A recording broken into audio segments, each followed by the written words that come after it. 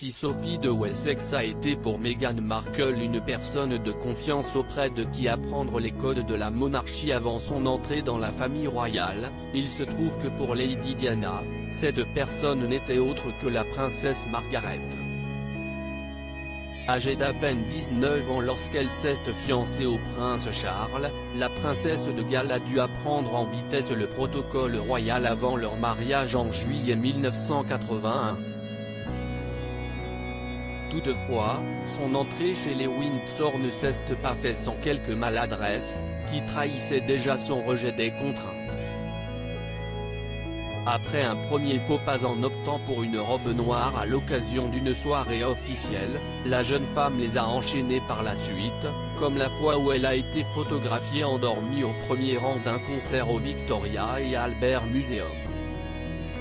Visiblement perdue et avec quelques difficultés à prendre ses marques à la cour, la jeune épouse du prince Charles a été confiée aux mains d'une personne de confiance par Elisabeth II, sa sœur, la princesse Margaret.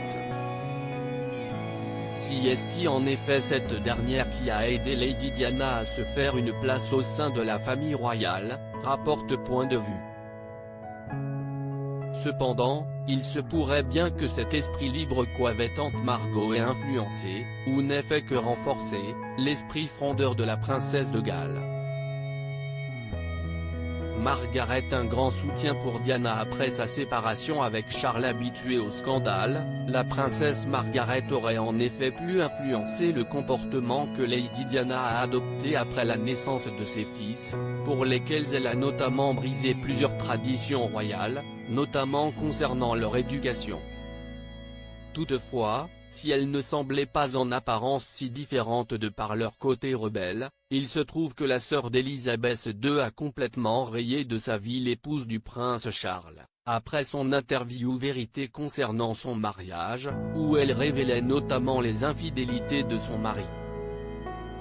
Elles étaient voisines, la sœur de la reine a toujours été d'un grand soutien pour Lady Di durant sa séparation.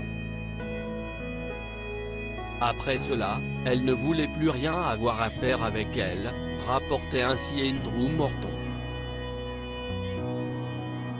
Même en tant qu'habituée aux coups d'éclat, la princesse Margaret semblait avoir une limite pour ce qui était des scandales qui écornaient l'image de la monarchie.